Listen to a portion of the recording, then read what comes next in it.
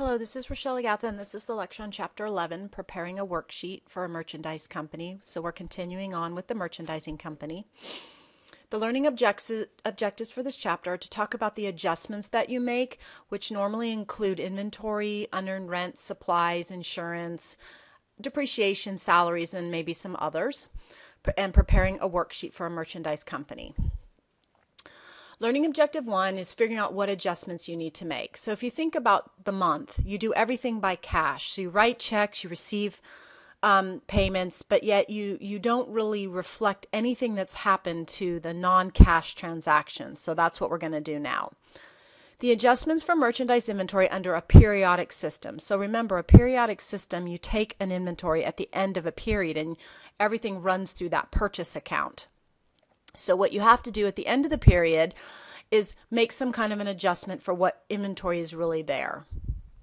So the ending inventory is calculated on an ending inventory sheet.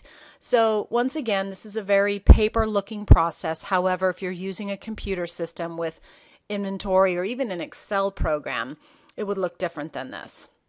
But for a visual, here is a set of inventory and kind of the unit cost and the total. So here is what inventory looks like for this arts wholesale clothing company. Adjustments for merchandise inventory under the periodic system. You adjust the merchandise inventory account, and it's a two-step process. You remove the beginning inventory and you book the ending inventory, and it goes through the income summary account. So the difference is going to be the cost of goods sold. So income summary is not an account on your books. It's a holding account. So notice it doesn't have a category. And merchandise inventory is an asset account. So when you hit income summary, you're going to take the beginning inventory off your books and run it through income summary. And then you're going to add the ending inventory. So you're going to debit back the ending inventory and book it through income summary. So notice here there's a $15,000 difference running through this income summary account. Why do we do this? Because it's better to reflect these kinds of transactions through what we call an income summary account than to put it through some other account. So the income statement impact, here's beginning inventory plus your net cost of purchases is your cost of goods available for sale, less your ending inventory is your cost of goods sold. So here's what it looks like in a mathematical looking format. So your beginning inventory is your purchases less your purchase discounts minus your purchase returns plus your freight in. So notice here's a little diagram of where you got your net cost of purchases in case you can't recall that from a previous chapter. And your ending inventory here is what you count. So you've done some kind of physical count. The balance sheet income statement impact of your inventory adjustment, as I mentioned previously, is you have your beginning inventory, so you made some sales, and then you have your second month, you have your beginning inventory. Notice that the difference here is this $15,000, and that has to go someplace, and that is your cost of goods sold. So if you sit back and you think about inventory, if you're using a periodic system, it's easy to see that shrink could happen because you're forcing an ending inventory balance by taking account as opposed to keeping track in a perpetual system where every transaction flows through inventory. Now let's talk about adjustments for unearned revenue.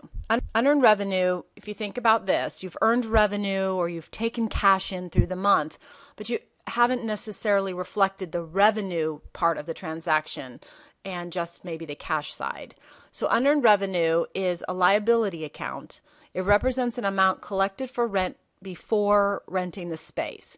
So unearned revenue in this example is going to be rent, but you might have unearned revenue for other types of revenue generating transactions. So it's where you received the cash in advance and you can't recognize the revenue.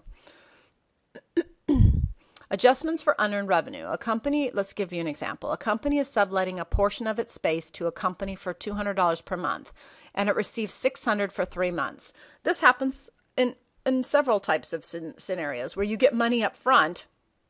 However, you can't collect that and then record it as revenue because it's not earned yet. And revenue recognition is a big thing under GAAP, and it's tested heavily in lots of different industries because it's more complex than this example. So you received cash for renting space. So you got cash, and then you have this unearned liability. The adjustment when the rental income is earned is the unearned liability goes down and rental income goes up. Learning objective 2, preparing a worksheet for a merchandise company. Why do we use a worksheet? Well, it's a visual transaction, and it's one of those manual steps that it's better to learn it this way. However, if you're using a computer, this might all be happening in the background, but it's good to understand what's happening in the worksheet. You start with your trial balance. So here is your trial balance of all of your accounts, and they add up at the bottom, and you're in balance. Here's your new accounts. You add them as you're needed. So here's a typical chart of accounts. With all of the different accounts, the 100s are assets, liabilities, owner's equity, revenue, expense. We've been talking about these all term. So now you make this adjustment to rental income earned. So you have this $200 that had been earned, and the liability is reduced, and you recorded revenue. So here's your T account, your visual T account, which I find T accounts very helpful. So here was your unearned rent when you booked it. You recognize $200 of rent. Here's your rent.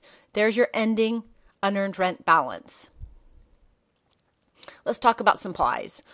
Do another adjustment. So during the month, you buy supplies, and they were $800. Supplies on hand at the end were $300. So $500 worth of supplies were used. This is if you take your supplies in as an inventory type versus just running everything through expense. So at the point you count the supplies, that $300 then becomes, the $500, I'm sorry, is sitting in supplies, and the $300 is expense. Let me repeat that. The supplies on hand were $300. The $500 is what was used, so that is what is expensed. Sorry about that. Let's do a third adjustment so the worksheet makes sense when we get there. Now we have insurance. This is a very typical example. People have to pay for their insurance up front. Typically, you pay for a policy, and you have to at least pay for 3 months, if not a year. So you book it into your prepaid account. If you remember what that is, it's an asset account. Sorry about that. So you have $900 of prepaid insurance, and then as the months go by, you recognize insurance that has expired. So $300 of insurance has expired. And your one last adjustment is depreciation expense. Depreciation expense is typically recorded at the end of the month. So you have this equipment, and you have it, whatever its useful life is, and then you have accumulated depreciation and depreciation expense. So depreciation expense is recorded each month. So you're going to debit depreciation expense and credit accumulated depreciation. Accumulated depreciation is that contra asset account, and depreciation expense is an income statement account, and it's an expense. And last adjustment, salaries accrued. So as you know, you pay salaries bi-weekly, semi-monthly, monthly. Most companies don't do monthly. So at the end of a month, you might be between two bi-weekly periods. So you have $600 in accrued salaries. So you have to book a salary payable and a salary expense to get yourself accrued on the last day of the month. Okay, it's kind of a messy slide. You might want to print this out, but it's nice when you print it out because you can see here was your trial balance. Here were your several different adjustments. And you can see that merchandise inventory, remember we took the beginning inventory came out and the ending inventory came in.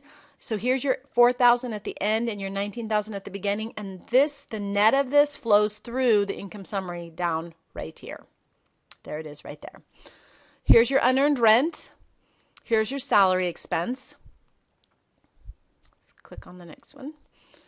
And here are your income statement columns. So let me go back up.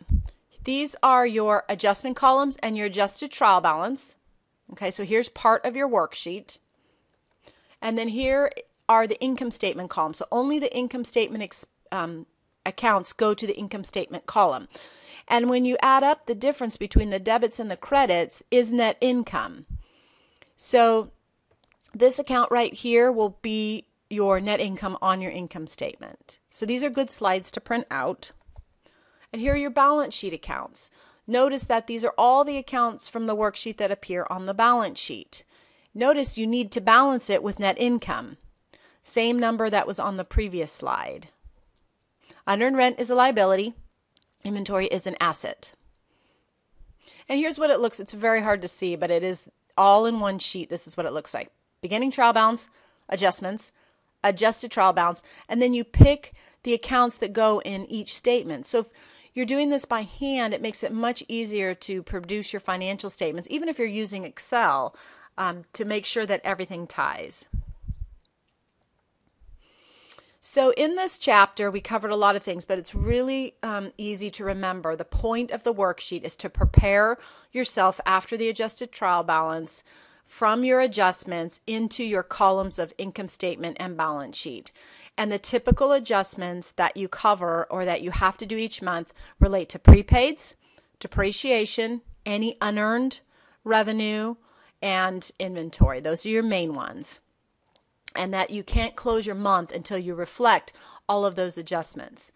If you're using a perpetual inventory system, you'll have a continuous record of inventory, and you probably will take an inventory at the end of the year. If you're using a periodic, then you have to do the adjustment every month, as we talked about in this chapter. There is several other types of adjustments you might make in a company, but these are the typical ones and the ones most commonly used.